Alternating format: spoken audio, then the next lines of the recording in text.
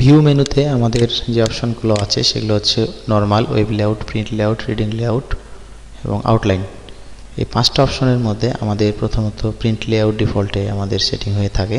Print layout ফরম্যাটের কারণে আমরা এখানে একটা মার্জিন দেখতে পাচ্ছি এবং হরিজন্টাল এবং ভার্টিক্যাল দুই পাশে, উপরে এবং বাম পাশে দুই পাশে দুটো রুলার দেখতে পাচ্ছি। তো এখান থেকে আমরা যদি প্রথমে নর্মাল করি, নর্মালটা হচ্ছে এই ধরনের, খুব সাদা সিধে ধরনের ভাবে আমাদের সামনে উপস্থাপন হবে। এরপর হচ্ছে ওয়েব লেআউট, ওয়েব লেআউটটা হচ্ছে এই ধরনের ফরম্যাট। প্রিন্ট লেআউট করলে আমাদের ডিফল্টে যে লেআউটটা থাকে সেটিংয়ে সেই লেআউটটা আমরা এখানে পেয়ে যাচ্ছি, অর্থাৎ মার্জিন সহ আমরা রুলার দেখতে পাচ্ছি। এরপরে আরও দুটো আছে, রিডিং লেআউট এবং হচ্ছে লাস্টে আছে আউটলাইন। তো এই ফরম্যাটগুলো এই ধরনের। তো আমাদের কাজের সুবিধার জন্য, বাংলাদেশের প্রেক্ষাপটে কাজের সুবিধার জন্য আমরা প্রিন্ট লেআউটটা বেশিরভাগ ব্যবহার করে থাকি, কারণ এই লেআউটে আমরা মার্জিন সহ রুলার দেখতে পাই। এরপরে আমাদের অনেকগুলো অপশনই আছে যেগুলো আমাদের কাজে লাগবে না, যেমন টাস্ক প্যানটা হচ্ছে যে ডান সাইডে আমাদের বলছে contact two Microsoft office online. এখানে মাইক্রোসফট অফিসের সাথে ইন্টারনেটের মাধ্যমে কন্ট্যাক্ট করার জন্য বলা হচ্ছে। তো এই অপশনটা আমাদের লাগবে না, আমাদের ডকুমেন্টের পেজটাকে এটা ছোট করে দিচ্ছে, সুতরাং এটা আমরা এখানে ক্লোজ করে দিই। এরপরে আমাদের আছে টুলবার। এই টুলবারগুলোতে আমরা দেখতে পাচ্ছি স্ট্যান্ডার্ড, ফরম্যাটিং এবং ড্রয়িং, 3টা টুলবার আমাদের সামনে আনা আছে, যে কারণে আমরা এই মেনু বারের নিচে যে টুলবারগুলো, এই টুলবারগুলো আমরা দেখতে পাচ্ছি। এখান থেকে যদি আমরা যে স্ট্যান্ডার্ডটা উঠাই দিই, এখান থেকে আমাদের একটা টুলবার সরে গেল। এরপর ফরম্যাটিং, এবং যদি এখান থেকে আবার আমরা ড্রয়িংটা তুলে দিই, তাহলে আমাদের সামনে থেকে সমস্ত টুলবার সরে যাচ্ছে। ঠিক একইভাবে টুলবারগুলো আনার জন্য আবার টুলবারে গিয়ে আমরা স্ট্যান্ডার্ডে ক্লিক করি, স্ট্যান্ডার্ড চলে আসবে আমাদের এরপর ফরম্যাটিং, এটা চলে আসছে। এরপর আছে ড্রয়িং এবং আছে টেবিলস অ্যান্ড বর্ডার্স টুলবার। এই 4টা টুলবার আমাদের কাজের জন্য লাগে, এই কারণে এই 4টা টুলবার আমাদের সামনে সবসময় আনা থাকে।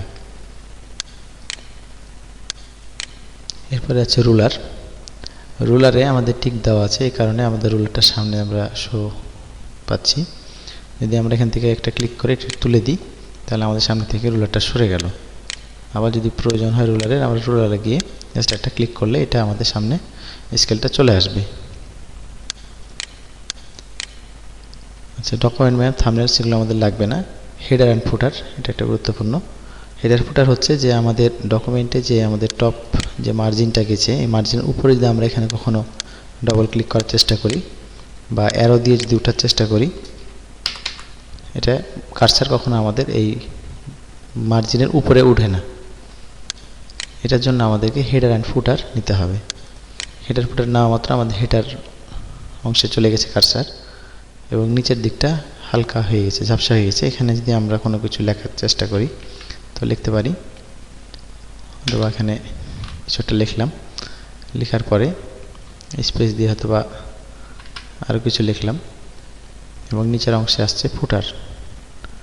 এরপরে আবার পেজের ডকুমেন্টের মধ্যে ডবল ক্লিক করলেও হবে, অথবা ভিউতে গিয়ে হেডার ফুটারে এটা ক্লিক করলেও এই ডকুমেন্টের মধ্যে চলে আসবে। তো এটা আমাদের হেডিং আকারে থাকছে। এর নিচে আমরা যখন 2য় নম্বর পেজ নিব এখান থেকে, তখন 2য় নম্বর পেজ নিল, এটা আমাদের 2য় নম্বর পেজে অটোমেটিক চলে আসবে। এভাবে আমরা যতগুলো পেজ নিব ততগুলো পেজের মধ্যে এটা হেডিং আকারে আমাদের চলে আসবে। এবং নিচের অংশে লিখতে গেলে ফুটার লিখলে তখন নিচের অংশে লেখা যেত। এখানে একই রকম নিয়ম, যদি আমরা এখানে লিখে জাস্ট আবার এখানে ক্লিক করি, তাহলে এটা নিচের অংশে থেকে যাচ্ছে এবং এটা সমস্ত ডকুমেন্টের মধ্যে চলে যাবে। এগুলো হেডার ফুটার। আমাদের ফুল স্ক্রিন ক্লিক করলে আমাদের কোনো টুলবার পাবো না, সামনে মেনু বার পাওয়া যায় অটো হাইড হিসাবে। আর গোটা স্ক্রিন জুড়ে আমাদের এই পেজটা দেখাবে। তো এটাতে কাজে অনেক সময় অসুবিধা হয়, এ কারণে আমরা ফুল স্ক্রিনটাকে অ্যাভয়েড করে যাই। ফুল স্ক্রিনে দিলে আবার আগের অবস্থায় চলে আসলাম। এরপরে আছে জুম। এই জুম যে আমরা এখানে যদি 100% করি, ওকে করি, এটা 100% জুম বলছে। এটা আমাদের টুলবারে আছে সামনে, এখানে এটা 10%, এটা 150%। এভাবে আমাদের কম বেশি করতে পারি, এবং কন্ট্রোল ধরে কন্ট্রোল চেপে দিলে আমরা মাউসের হুইলটা ঘোরালে আমাদের জুন কম বেশি হবে। তো ভিউ মেনুতে আমাদের মোটামুটি এগুলোই প্রয়োজনীয় কাজ। এবারে যেগুলো অপশন বাকি থাকলো সেগুলো আমাদের তেমন কাজে লাগবে না, সেগুলো আলোচনার বাইরে আমাদের থাকছে।